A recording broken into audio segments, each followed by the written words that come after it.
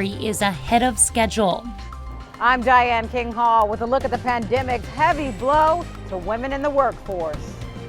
And a look at how Sunday's Grammy Awards will pay tribute to shuttered venues. The 4 states' most watched news starts now. There will be no statewide restrictions on events or Oklahomans.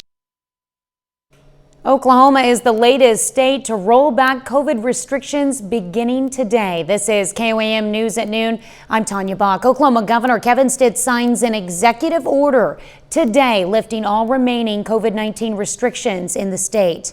The order also removes mask requirements in state buildings. In his address last night, Governor Stitt said as long as he is governor, he will protect the freedoms of all Oklahomans. However, he acknowledged that COVID-19 is not going away and encouraged people to take personal responsibility and remain vigilant. But let me be clear. COVID is still here. It's still in Oklahoma. It's still in the United States. And we still need to do our part. You can still, and you're even encouraged to wear a mask depending on your circumstances. And I've said from the very beginning, the standard for normal cannot be 0 cases. In Oklahoma, the standard for normal is freedom. The CDC reports more than 21% of Oklahoma's population has now received at least 1 dose of the coronavirus vaccine. That's the 12th highest vaccination rate in the United States. Well, President Biden says that freedom will come, but not until this summer. He used his first primetime address last night to announce the U.S. vaccine production is ahead of schedule. He wants all adult Americans to be eligible to get their vaccine by May 1st, enabling Americans to return to a more normal lifestyle by the 4th of July. The president will host a ceremony later today celebrating the passage of the American Rescue Plan. The White House says stimulus checks could begin hitting bank accounts this weekend.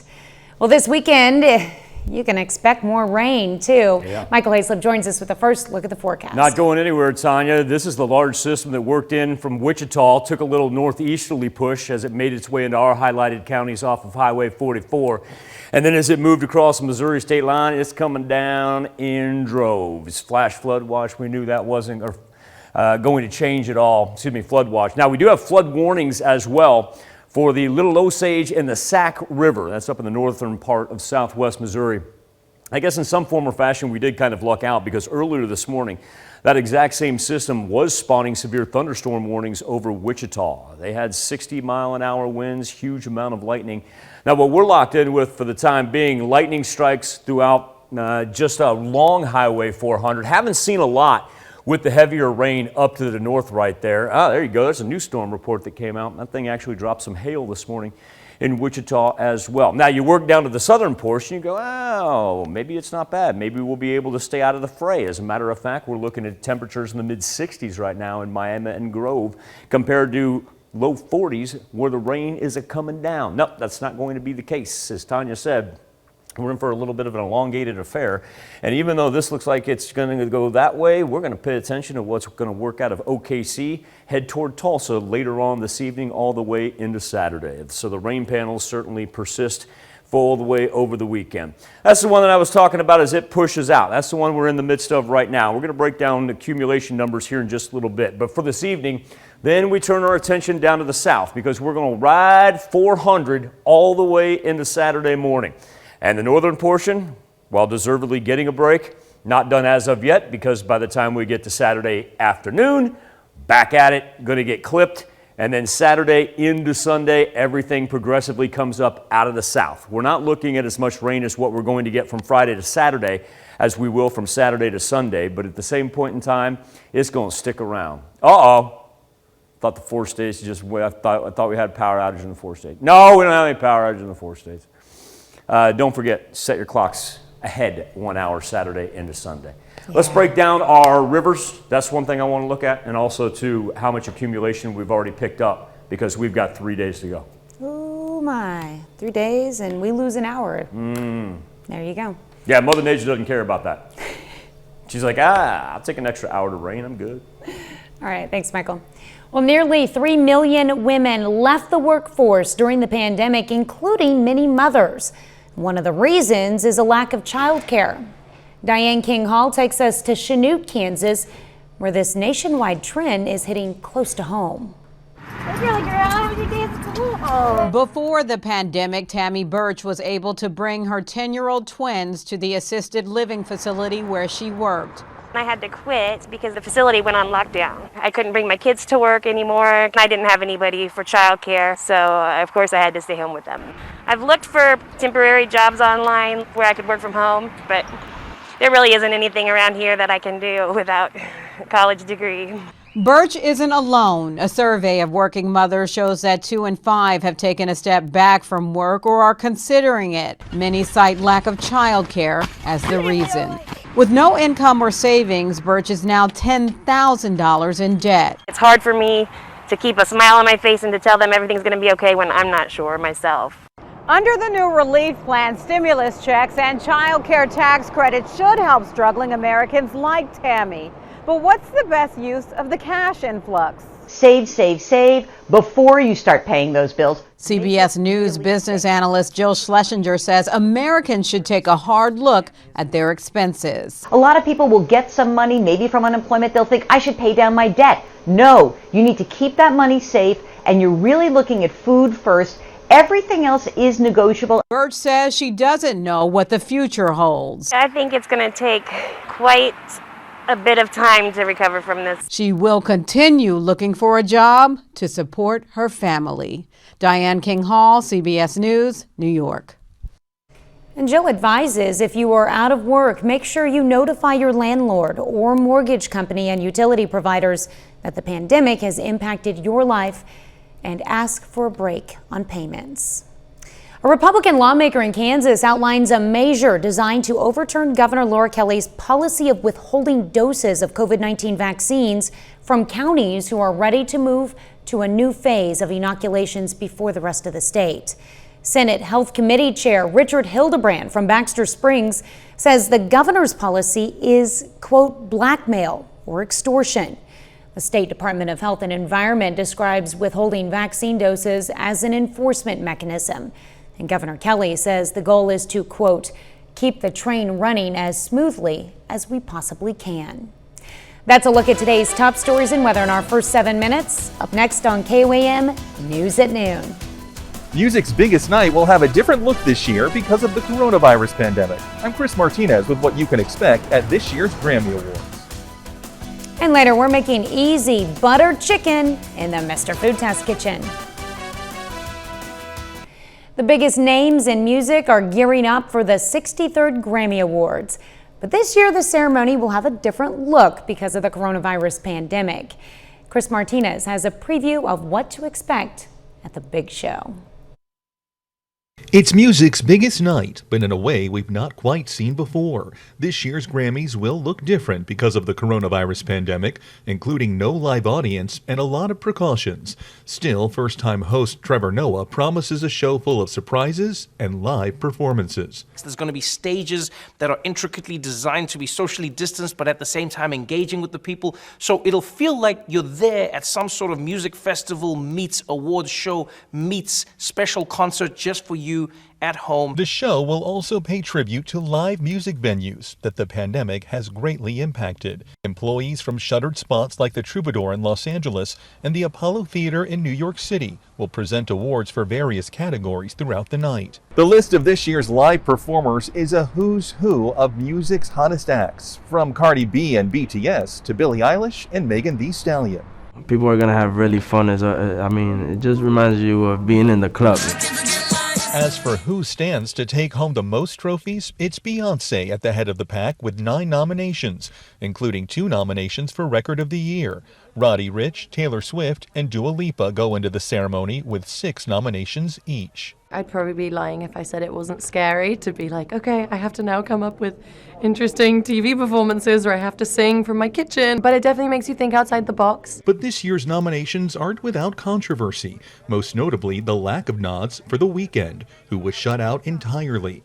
Jem Aswad is Variety Magazine's deputy music editor. I'm sorry, that's the biggest snub in Grammy history. I don't know what they were thinking. An unusual turn in an already unusual awards season. Chris Martinez, CBS News, Los Angeles. Catch the 63rd Grammy Awards Sunday night right here on KOAM. You can also stream the show live and on demand on Paramount+. Still to come on the KOAM News at Noon, Mr. Food. Today, we're wrapping up our week of international food favorites with a dish that's off the charts good. So grab a fork and join us. But first, Michael Hayslip returns with your wet forecast.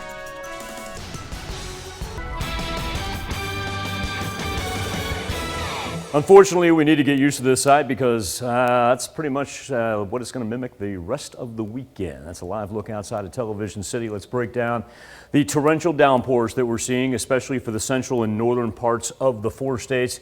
Not a whole lot of lightning associated with it. Our main concern is going to be flooding because we're talking about 3 to 4 inches an hour is what that orange and red indicates right there. There's no reason to even turn on the sweeping radar. It's the exact same color. All that just coming down like cats and dogs. Now, when we talk about what we've seen, this is the past 48 hours. I do want to point down here on I-49, really just in between, say, Joplin and Lamar. We're seeing about 3 to 4 inches of rain in that pocket. Majority of that actually from last night. But look at this definitive line that we've established from just today alone. And if we go from Chanute, where it's very wet, and we work our way up all the way through the state line on the other side of Nevada, this orange, that's already 3 to 4 inches of rain. We're not even close to being done. Chanute itself has already picked up 1.5 inches today alone. That's on top of what they had yesterday, and that's in anticipation of what's still to come from Friday afternoon all the way into Sunday morning. So obviously we're going to have the flood watches. That has not changed. Tell you what has changed. We've got additional warnings that have now popped up. See the counties right there in lime green. Those are flood warnings. That means it's imminent. You know, the watches, stay on your toes, be prepared for it. The warning means, no, it's going to happen. And that's no surprise when we were talking about those accumulation numbers right there. And then we can zoom into our rivers, the Little Osage, the Osage, the Marmonton, the Sac, all those in the midst of flood warnings. And I fully expect the flood warnings to eventually make their way into southeast Kansas as well, especially with the Neosho. It'll be interesting to see just how close that flood gauge is by the time today's over, because you have to remember the way the Neosho runs, you have everything right here. Marmonton, Osage, Little Osage, they're just getting inundated. But then with the Neosho and as far north as it runs, all this water right here has got to make its way down all the way through southern southeast Kansas and eventually down Miami way. So that gives you an idea of why, as we work into the weekend, we're going to have additional flood warnings. We've been able to escape the severe thunderstorm warnings, and here's why. Wind has not been really too bad. The gust of 26 miles per hour right there, teens throughout Nevada, Joplin, and Independence, because earlier this storm system was throwing down 60-mile-an-hour winds in Wichita. So, yeah, it's like, what do you want to do? You want to get inundated with rain, or do we want to have it come in at 60 miles per hour? Mother Nature really, she doesn't differentiate between those two when she takes off like this.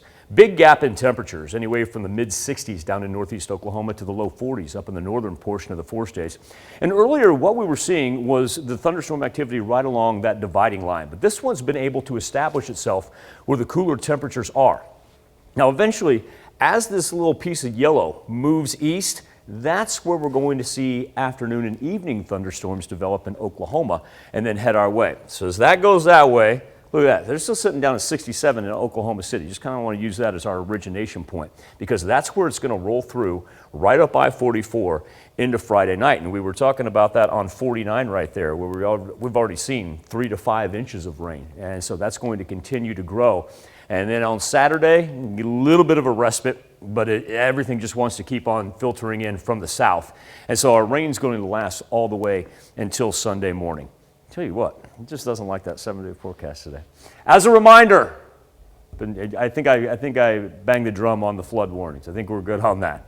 Don't drive through flooded roads. As a reminder, clocks go forward Saturday night before you go to bed. Wake up Sunday. Don't be late for anything.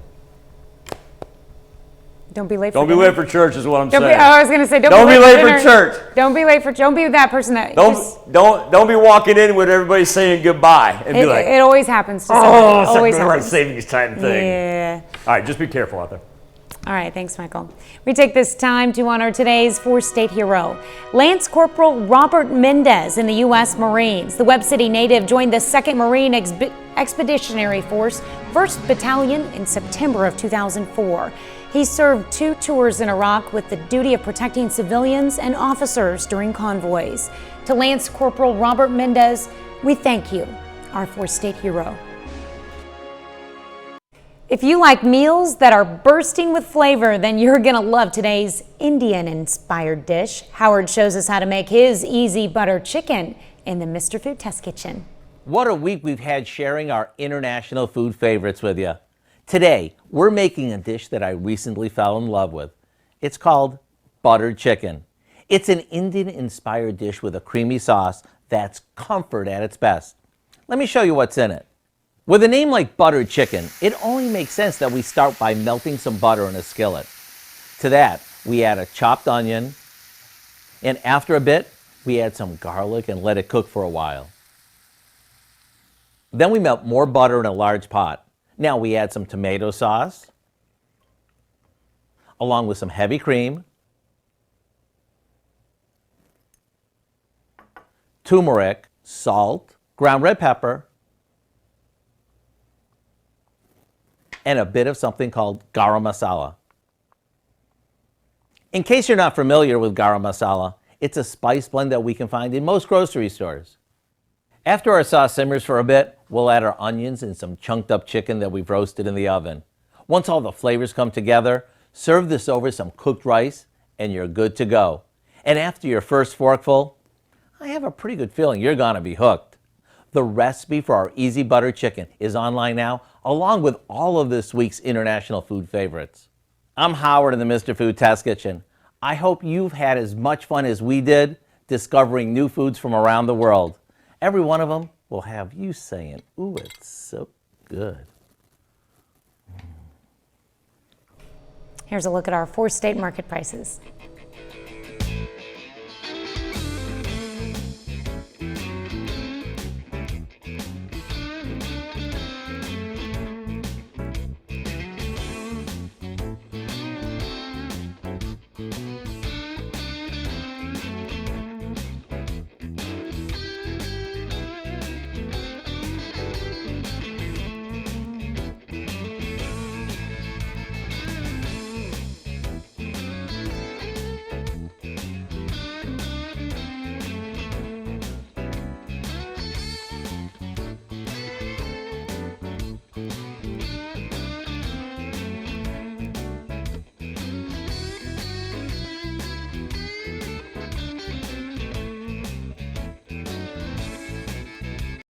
We're already sitting 2 to 4 inches of rain in the central and northern portion of the 4 states. It's going to last all afternoon. The lightning increases, and for those of you down south, remember, it's going to be a rainy night and Saturday morning, anywhere from 3 to 5 by the time it's said and done.